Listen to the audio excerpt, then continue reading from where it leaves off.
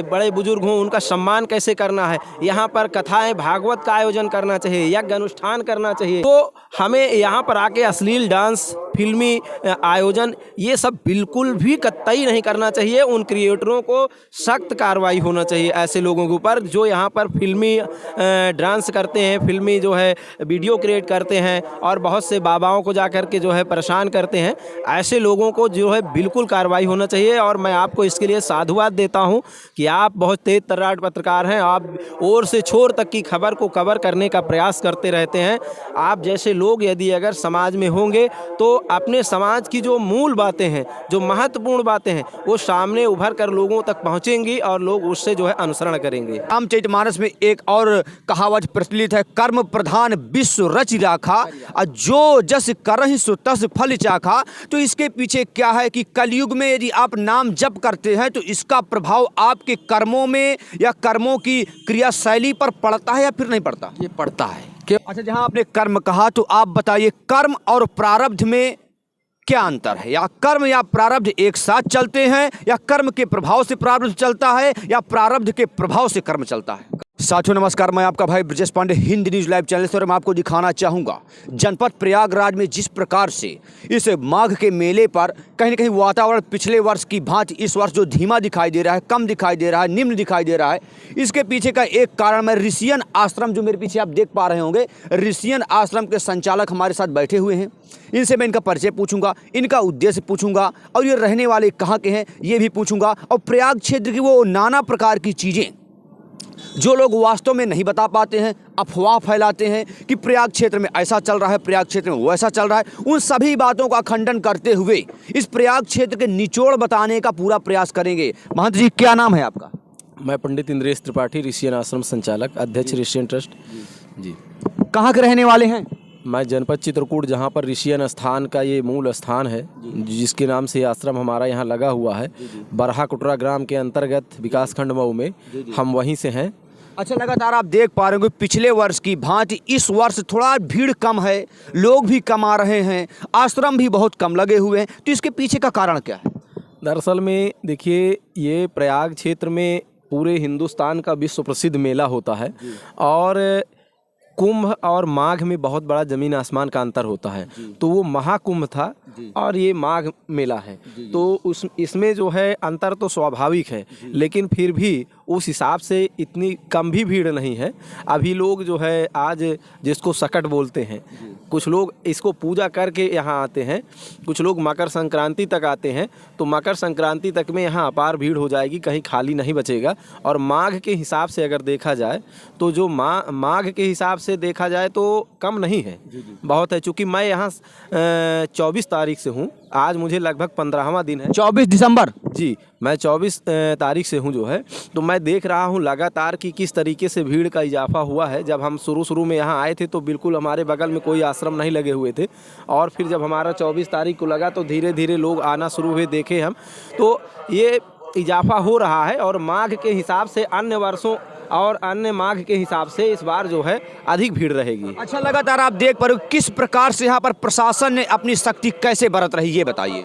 देखिए, प्रशासन की मंशा बिल्कुल ठीक है और अच्छी है, प्रशासन की व्यवस्थाएं भी जो है ठीक है, माघ के हिसाब से जो है चल रहा है। दरअसल में होता क्या है कि व्यवस्थाएं जो होती हैं वो चूँकि बड़ी होती हैं यहाँ माघ में, और जहाँ पर व्यवस्थाएं होती हैं वहाँ कुछ लोग अव्यवस्थाएं फैलाने वाले भी होते हैं, जानबूझ करके। तो जैसे कि अब हम ही हैं ऋषियन आश्रम में, तो हमारे ही ऋषियन आश्रम में एक जो है फर्जी बाबा जो है वो अपना पक्ष दिखाते हैं, जबकि हमारे पूर्वजों का स्थापित और पूर्वजों की परंपरागत तरीके से जो है ऋषियन आश्रम के संचालक, उसके व्यवस्थापक रहे।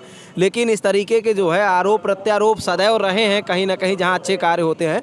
तो इससे जो है हमें आपको जो है कभी अपना धैर्य नहीं खोना है, प्रशासन की व्यवस्थाएं बिल्कुल अच्छी हैं। चाहे पुलिस प्रशासन को देख लिया जाए, चाहे मेला प्रशासन को देख लिया जाए, रात रात लोग लग करके और हमें आपको सारी व्यवस्थाएं उपलब्ध करा रहे हैं। बस यही मैं कहना चाहूँगा सबसे कि जो भी लोग हैं मेला क्षेत्र में, जो भी लोग आते हैं, वो ये धर्म की नगरी है, तीर्थराज प्रयाग है। यहाँ से हमारे सनातन धर्म को बढ़ावा मिलता है। यहाँ से हमारी एकता और अखंडता की जो है शाश्वत ज्योति कायम होती है। क्योंकि हम कहाँ कहाँ से लोग आते हैं, इकट्ठा होते हैं और सब मिल घुल जाते हैं। नहीं कोई जानता है कि आपका घर कहाँ है, आपका घर कहाँ है, लेकिन यहाँ आकर के सबका समागम हो जाता है। यही यहाँ की खूबसूरती है और हम यही सबको संदेश भी अपने ऋषियन आश्रम की तरफ से देना चाहते हैं कि हमारा मेला, हमारा सनातन धर्म तभी खूबसूरत है जब हम सब एक और खूबसूरत सोच रखेंगे। क्योंकि हमारे आज सनातन धर्म में सबकी निगाहें गड़ी हुई हैं, सभी पंथ के लोगों की निगाहें गड़ी हुई हैं। क्योंकि शाश्वत जो कायम है, जो प्रकृति प्रदत्त है, जो नेचुरल जिसको कह लीजिए, जो परमात्मा का बनाया हुआ है, वो सनातन ही है, अखंड है सनातन, अनादि है सनातन। सनातन हम सब सनातन ही हैं। तो हमारे उंगलियां वहीं उठाई जाती हैं, ढेला वहीं मारा जाता है जहां फल लगा होता है। उसी वृक्ष में जो जो सूखा होता है उसकी तरफ तो कोई दिखाई नहीं देता। तो इसलिए सनातन की खूबसूरती आज की नहीं है, अनादिकाल की है। और भगवान शिव, माँ गंगा की यहाँ पर अखंड कृपा होती है। जो 1 महीना के लिए यहाँ आता है, जो जैसी कामना रखता है उसे वही मिल जाता है। यदि अगर आप यहाँ आकर के तपस्या कर रहे हैं, आपको मन में कामना है कि मेरा ये काम हो जाए, तो मैं वादा करता हूँ, गारंटी के साथ कहता हूँ कि 1 महीना आप सच्चे मन से रह लीजिए, वो कामना कर लीजिए, जो सोचेंगे मन में आपको मिल जाएगा। अच्छा लगा, यहाँ की कृपा है। अच्छा लगातार आपने देखा होगा या तो आपने सुना भी होगा कि यहाँ पर लोग, क्रिएटर लोग आकर के गंगा के किनारे किनारे अश्लील डांस करते हैं, अश्लील गानों में डांस करते हैं। तो उन लोगों को यहाँ पर डांस नहीं करना चाहिए या फिर करना चाहिए? नहीं, देखिए, हमारे जो सनातन संस्कृति की पहचान है, जो हमारे सनातन संस्कृति की खूबसूरती है, वो हमारे यहाँ की देखिए पूजा पाठ, सांस्कृतिक कार्यक्रमों का आयोजन, यहाँ पर बड़े छोटों का अपना एक ज्ञान रखना चाहिए। बड़े बुजुर्ग हों, उनका सम्मान कैसे करना है। यहाँ पर कथाएं भागवत का आयोजन करना चाहिए, यज्ञ अनुष्ठान करना चाहिए, यहाँ पर माला जप करना चाहिए। तो हमें यहाँ पर आके अश्लील डांस, फिल्मी आयोजन, ये सब बिल्कुल भी कतई नहीं करना चाहिए। उन क्रिएटरों को सख्त कार्रवाई होना चाहिए ऐसे लोगों के ऊपर जो यहाँ पर फिल्मी डांस करते हैं, फिल्मी जो है वीडियो क्रिएट करते हैं और बहुत से बाबाओं को जा कर के जो है परेशान करते हैं। ऐसे लोगों को जो है बिल्कुल कार्रवाई होना चाहिए। और मैं आपको इसके लिए साधुवाद देता हूं कि आप बहुत तेज तर्राट पत्रकार हैं। आप ओर से छोर तक की खबर को कवर करने का प्रयास करते रहते हैं। आप जैसे लोग यदि अगर समाज में होंगे तो अपने समाज की जो मूल बातें हैं, जो महत्वपूर्ण बातें हैं, वो सामने उभर कर लोगों तक पहुंचेंगी और लोग उससे जो है अनुसरण करेंगे। अच्छा लगातार आपने देखा होगा कई बार हमारे प्रयागराज में प्रशासन के ऊपर या सरकार के ऊपर, सरकार कई बार पिछले महाकुंभ में विवादों में घिरा।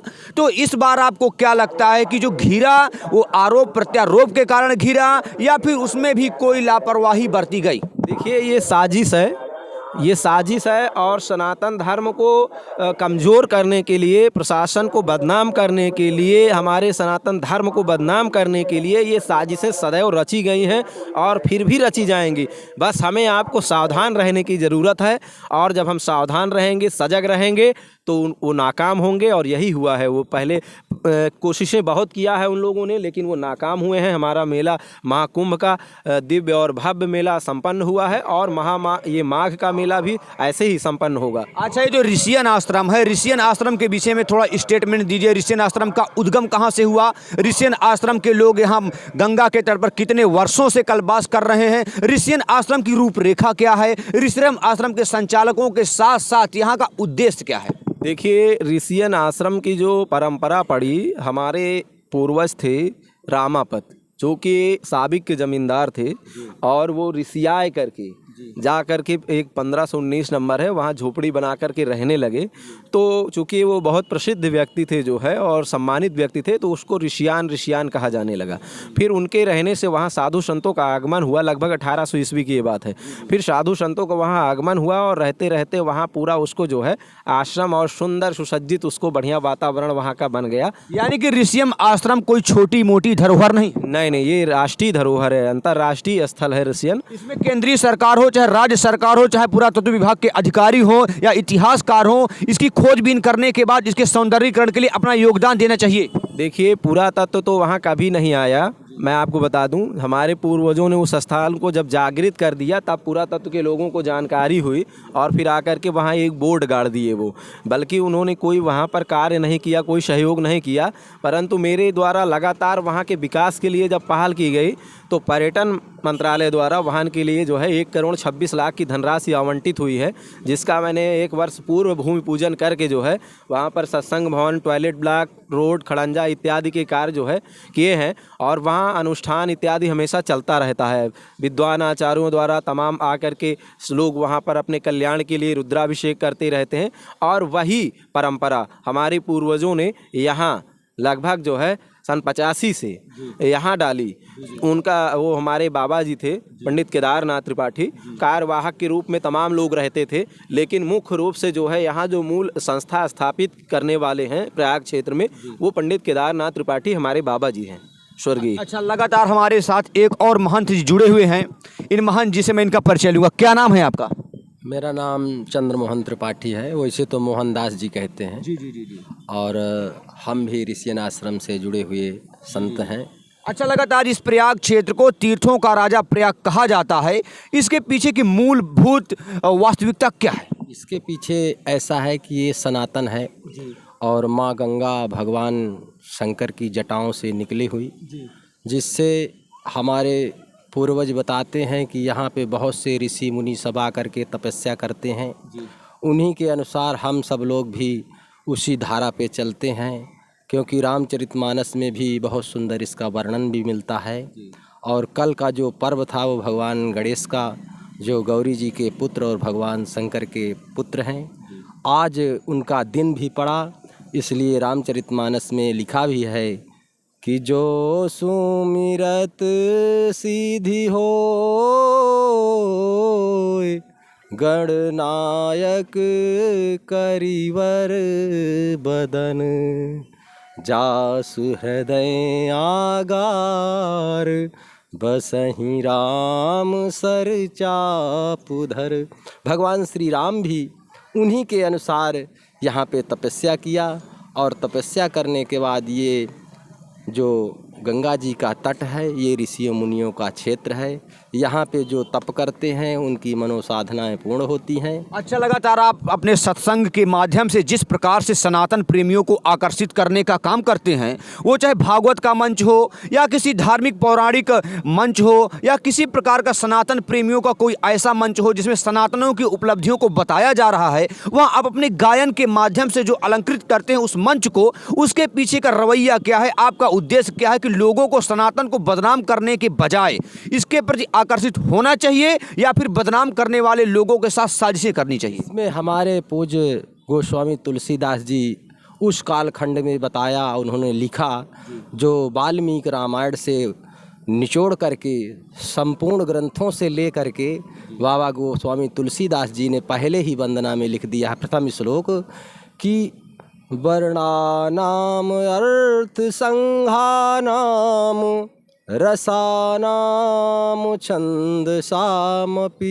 उन्होंने सबसे पहले वाणी की वंदना किया, क्योंकि माँ सरस्वती यदि जिह्वा में प्रवेश हैं तो बुद्धि अपने आप आ जाती है। इसलिए पहले से उन्होंने हमें बताया है और समझाया भी है कि यदि रामचरितमानस का आश्रय लेंगे, क्योंकि ये कलिकाल है, कलिकाल का मूल मंत्र है कि नाम जाप।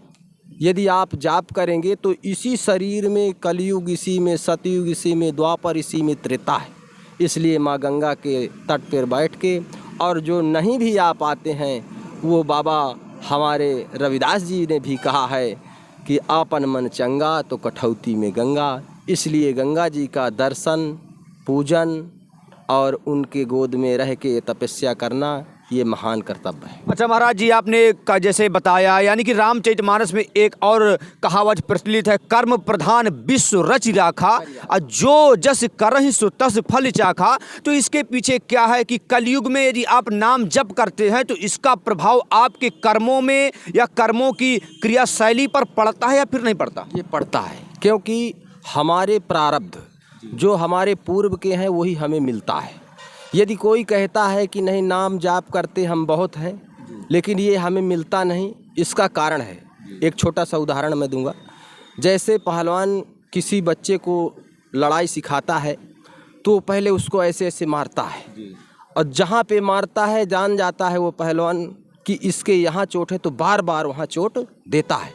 यदि चोट देता है तो धीरे धीरे करके वो चोट से वो पहलवान डिग जाता है और उसकी चोट वहाँ पे निर्भीक हो जाता है। इसीलिए ये हमारा कर्म है कि यदि हमारे कर्म अच्छे हैं तो हमें अच्छा मिलेगा, और यदि कर्म अच्छे नहीं हैं तो उसका भोग हमें भोगना है।